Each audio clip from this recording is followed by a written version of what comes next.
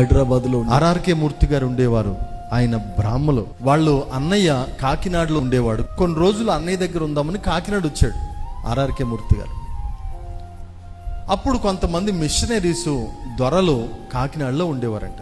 యోహాను సువార్తను తెలుగులో తర్జుమా చేద్దామని దొరగారు ఎవరో అనుకుంటున్నారంట.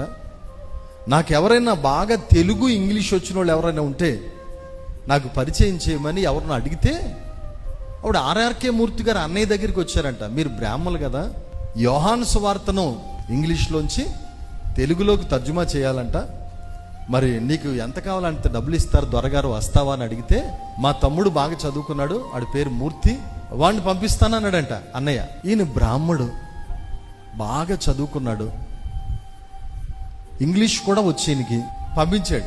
దొరగారు చెప్పారు, అబ్బాయి ఇదిగో యోహాను సువార్తను తెలుగులో ట్రాన్స్లేట్ చేయాలనుకుంటున్నాను, కరెక్ట్గా అన్ని భావాలు ఇంగ్లీష్లో ఏదైతే ఉంటుందో తెలుగులో చక్కగా నువ్వు తర్జుమా చేయాలి, ఇంటి దగ్గర బాగా చదువు అని ఇంగ్లీష్లో ఉన్న యోహాను సువార్తను ఇచ్చాడంట.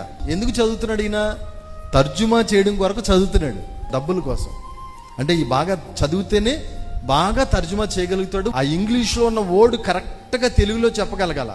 చదువుతూ చదువుతూ అనుకున్నాడంట, ఈ అంత అబద్ధం, ఇది తప్పు, మా వేదాలే కరెక్ట్, మా గ్రంథాలే కరెక్ట్, ఇదంతా బోగస్, ఇందులో ఉన్న తప్పులన్నీ చూపించి దొరగారికి చెప్పి దొరగారినే మారుద్దాం అనుకున్నాడంట ఈయన.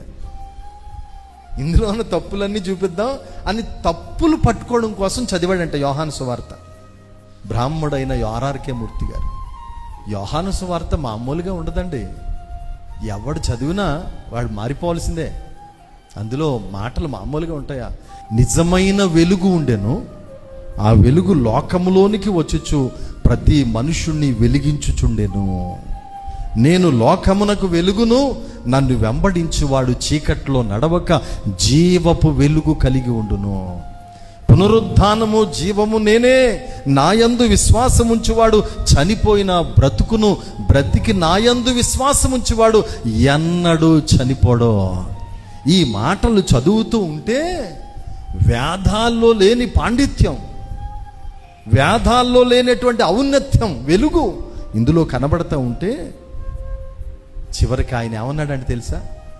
తప్పులు పట్టుకోవాలని నేను చదివితే ఇది నా తప్పులు బయటికి తీసుకొచ్చింది, ఇది నా తప్పులు బయటికి తీసుకొచ్చింది అని ప్రభుకి అంకితం అయిపోయాడు. అన్నయ్య అన్నాడు, రే నువ్వు జీతానికి వెళ్తున్నావు కదరా, ఏంట్రా రే అందులోకి కానీ వెళ్ళిపోతావు, జాగ్రత్త అన్నాడంట. అన్నయ్య వెళ్ళిపోయాను అన్నయ్య అన్నాడు. ఇక నేను బయటికి రాలేను అన్నయ్య అన్నాడు.